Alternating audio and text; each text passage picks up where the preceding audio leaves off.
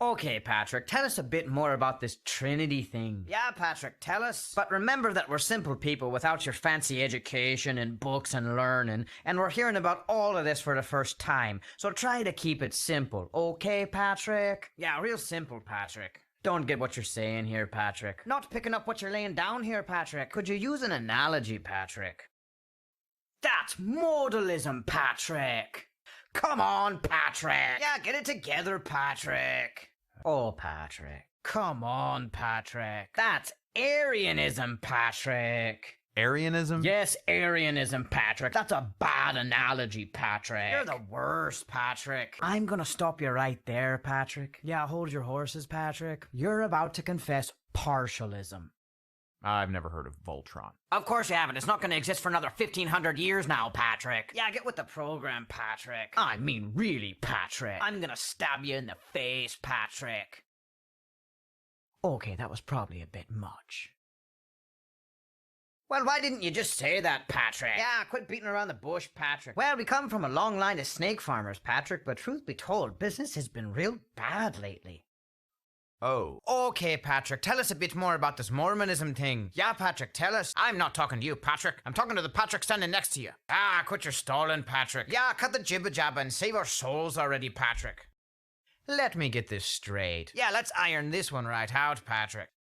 Patrick, is St. John the Evangelist currently an apostle in the Mormon Church? Speak up, Patrick. Yeah, Patrick, we can't hear you beneath the sound of your prophet's mountainous continuity error. Oh, really, Patrick? Come on, Patrick. I tell you what, Patrick. Yeah, turn on your listening ears, Patrick. Let's make a deal, Patrick. Oh, we're about to go Monty Hall on you, Patrick. When it comes to your supposed one true church and the disciple whom Jesus loved, we'll convert to Mormonism as soon as he does.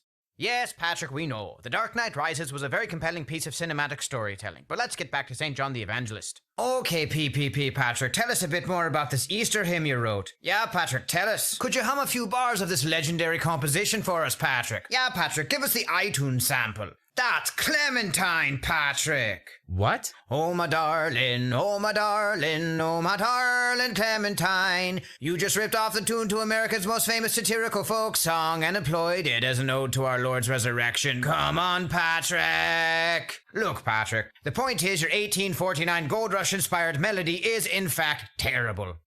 Oh, for Patrick's sake, Patrick. Yeah, get to know your constituency, Patrick. And how does that one go, Patrick? Da da da da da da da da da da da da. That's Police Academy, Patrick. Okay, Patrick, I think we got off on the wrong foot here. Yeah, let's mend some fences, Patrick.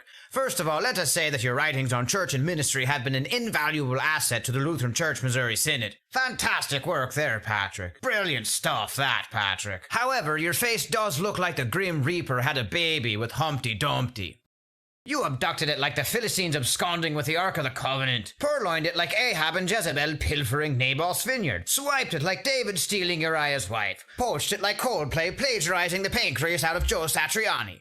Okay, there are like 5 people who get that reference. Greetings, Lutheran Satire viewers. My name is Donald, and my name is Patrick. Your name is Connell. My name is Connell. It's a joyous time in the land of Lincoln, Patrick. Yeah, here's a project rundown for you, Patrick. These windows need fixing. This wood needs repairing. These maple floors need to be restored to their full glory. This rail needs re-envisioning to accommodate a congregation of kneeling for communion Lutherans. And this carpet, clearly crafted from countless scalps of our Celtic kin, needs to die an ugly death. I want to stab it in the face, Patrick. But that's not all, Patrick. He's right. You see, for a donation of $15, Pastor Feeney will send you a ringtone of me, Donald, and me, Patrick, Connell, calling you Patrick and yelling at you to pick up your phone. Can you hear me now, Patrick? But even better, for a donation of $50 or more, we'll send you a personalized ringtone, where in a painful break in character, Connell and I will chew you out by your actual name, and make fun of you using whatever biographical details you give us. So we won't even call you Patrick. Unless, of course, your name is Patrick. Then we'll call you Patrick. I won't. What will you call him then? I'm gonna call him Ned. I have Bennington's singular diffracted personality disorder, Patrick. He just made that up. Okay, Patrick, can you tell us about this new church, Patrick? I mean, it just opened, like, last Sunday, right? Now, since it just opened last Sunday, why don't we just pretend this is the opening day, okay, Patrick? Okay, so what is this? I'm gonna squirt frosting in your face. Okay, Patrick. What Spider-Man was here? He's the best guy ever. Okay. I didn't put money in it and I didn't eat it. I didn't eat you, Patrick. And I didn't eat. I didn't with super items here. Okay, Patrick, tell us a bit more about this atheism thing. Yeah, Patrick, tell us. But what about all that stuff that defies scientific explanation? Isn't that evidence of God's existence? Yeah, riddle us that, Patrick. And how do you know that, Patrick? Because it's not possible for people to rise from the dead. Yeah, we know. That's why it was sort of a big deal when Jesus rose from the dead. Why not, Patrick? Right. So according to you, the resurrection doesn't prove the existence of God because it never happened.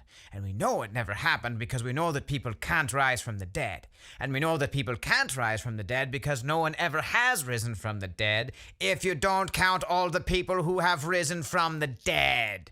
I think I'm onto your little trick here, Patrick. Yeah, you're a sneaky little secularist, Patrick. So your strategy for proving the non-existence of God is to systematically rule out every piece of evidence for the existence of God solely because that evidence could be used to prove the existence of God. What a perfectly reasonable use of the scientific method, Patrick. Yeah, we'd love to see you employ this strategy in the laboratory, Patrick. Hey, Connell, I just proved that there's no such thing as barium. And how'd you do that, Donald? By throwing out all the samples of barium. I'm surprised more defense attorneys don't attempt this in the courtroom. Ladies and gentlemen of the jury, I have conclusively proven to you that my client is innocent, as long as you ignore the murder weapon, his confession, and the 400 witnesses who saw him stab that guy in the face. I mean, really, Patrick. By your logic, the first president of the Lutheran Church Missouri Synod could prove himself to be the best-looking man in the world. All he'd have to do is lock every other male on the planet in his dressing room right before the beauty pageant begins.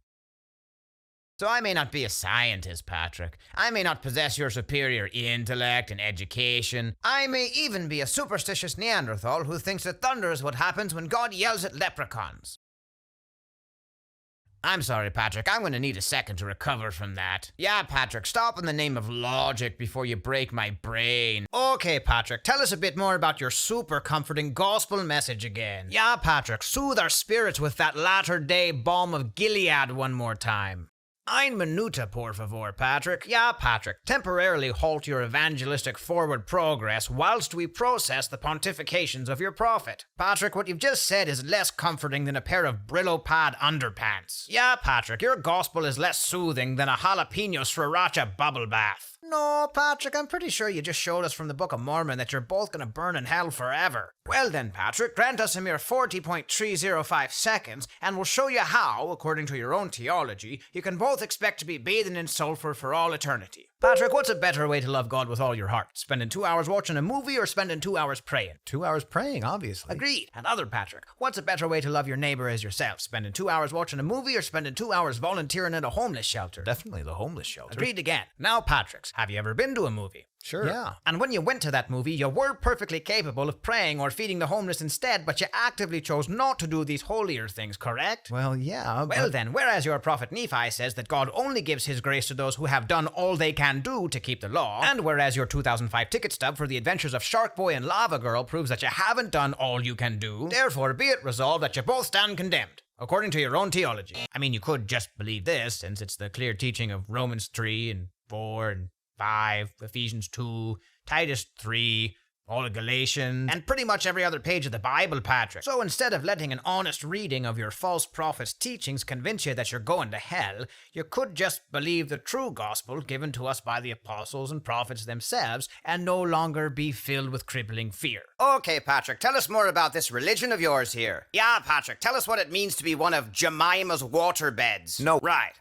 One small problem with your theological theory here, though, Patrick. Yeah, Patrick, there's one wee willy winky of a kink in your conviction. Well, as any biblical scholar can tell you, ancient Hebrew was written without vowels, most likely to make the scribing process faster and less painful. Chiseling words into stone is murder on the wrists there, Patrick. Are you with me so far, Patrick and Second Patrick? Yeah, Patrick, are you comprehending our criticism of the faith known as Josiah's winter boot? So if you misunderstood what those texts were doing and combined the consonants of the divine name with the vowels of Adonai, you get Yah-ho-vah.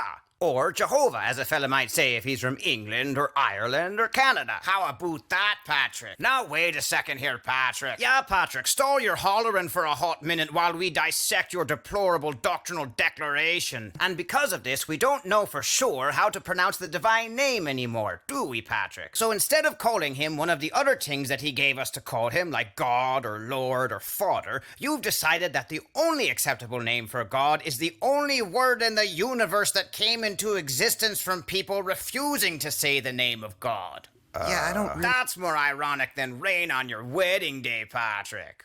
Which is not ironic, like at all. Yeah, like the Assemblies of Gosh. Or my personal favorite, the Church of Cheese and Rice of Latter-day Saints. Did you guys just call us? No, Patrick, we're talking to our new friends here. The Jabronis Wimbledon. Oh, come on! Okay, Patrick, so apart from this you have to call God Jehovah bit, are there any significant theological differences between us? Wow, you're really swinging for the fences at warmed-over Arianism Stadium there, Patrick. Yeah, Patrick, go hell or go home, I guess. For more information, please read some of our literature. How dare you, Patrick? What? You're talking to a couple of 5th century Irish peasants here. You know good and well we're both hopelessly illiterate. Yeah, Patrick, quit pamphlet shaming us. Except he's most clearly not saying that, Patrick, which you might have realized if you hadn't dropped out of Greek 101 after 15 seconds and ordered a power bomb the Nicene Creed. This is boring. So, Patrick, in John 1:1c, what's the verb? Was. Exactly, a linking verb. No, it's not, but since lesser gods is a concept completely at odds with every syllable of the Bible, and since Jesus is clearly identified as God in John 20, Colossians 2, Matthew 1, and Titus 2, to name a few examples, it would be absurd to translate this text in such a way as to indicate that Jesus is stuck running resurrection picket rolls on the junior varsity God squad. Yeah, Patrick, even the simplest of readers can perceive the hilarious hugeness of your heresy here. Okay, Patricks of the world, so now we're doing one of those cross-promotional things that all those idiot YouTuber kids are into.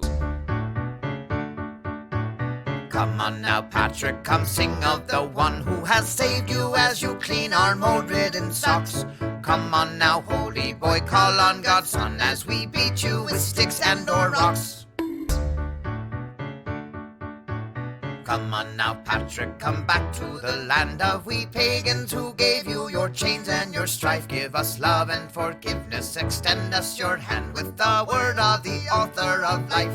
Hey, look, it's Patrick that we put in chains. What are you doing back? I just preached him who saved me to those who enslaved me and freed them from death and from sin. And he also told us that if we became Christians, we wouldn't have to do the, nipple thing anymore. Wait, is that why you converted? No, Patrick, don't worry. You had us at the death and resurrection of Jesus. Yeah, Patrick, we're just saying that as far as ancillary benefits of converting to Christianity go, You couldn't ask for a much better one than no longer having to pull men's sweaty chest hairs out of your teeth. Okay, Patricks, we're once again suggesting that you go to the Issues Etc. conference, this one being located in lovely Chicago, Illinois.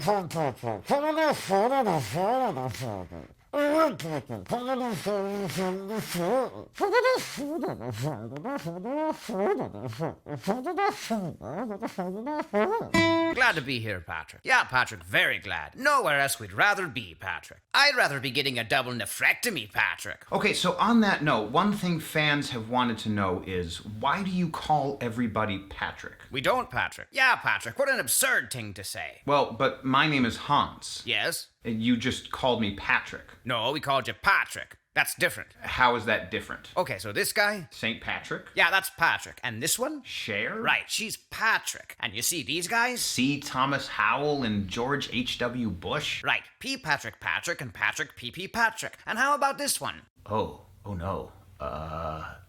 Patrick? How dare you, Patrick? Come on, Patrick. No dead naming, Patrick. That's transphobia, Patrick. We're 5th century Irish peasants, Patrick. We are Roman Catholics. I imagine it's because St. Patrick read the Bible to us and we believed it. Told us who Jesus was. Told us how salvation worked from texts like Romans 3, 4, and 5 and Ephesians 2. So if just believing the Bible makes us what you'd call a Lutheran, well, we'll wear the badge proudly. Yeah, Patrick. Plus, as the Lutheran confessions very intentionally point out, numerous church fathers articulated the Lutheran position on justification throughout the early centuries of the church's history. Question number 3. Whom would you most like to stab in the face? Probably Patrick P. Patrick. William H. Macy? No, Patrick P. Patrick. Susan B. Anthony? Patrick P. Patrick. Oh, Chester A. Arthur. Wait, why? Because vetoing the Rivers and Harbours Act gets a fella mighty familiar with the business end of a Celtic dagger around these parts. God was once a man and we can become gods. That's more heretical than a Canadian Badfinger tribute band, Patrick. I remember finding Utaboot. Oh, I suppose all 5th century Irish Catholic peasants look the same to you. That's racist, Patrick. And the children don't know Jesus, but they sure know Pikachu. Well, tonight, thank God it's them instead of you. Yeah, no, don't remotely thank God for that. That's a terrible prayer. So don't rescue Swan from death and sin.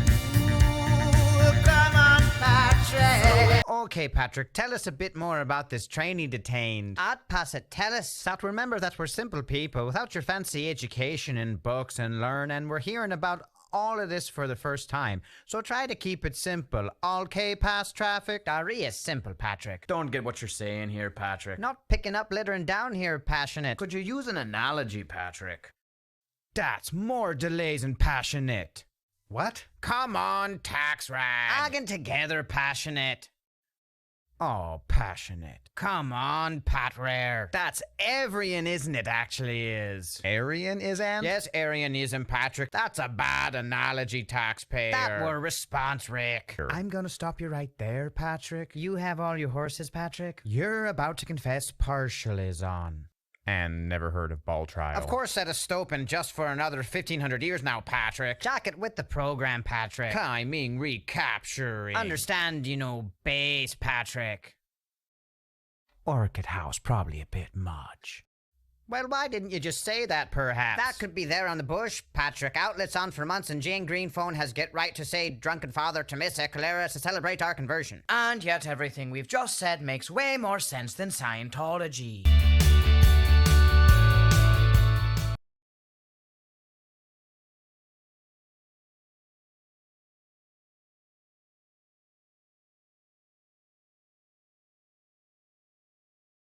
Nonetheless, I still know a lame argument when I hear one. And when you accuse Christians of remaining in ignorance because they refuse to allow any evidence to challenge their theistic worldview, only to dismiss every eyewitness account of our Lord's resurrection solely because it challenges your atheistic worldview, well, that's not just lame, it's also a wee bit of the clover calling the grass green. That's an adorable Celtic twist on a classic idiom, Patrick.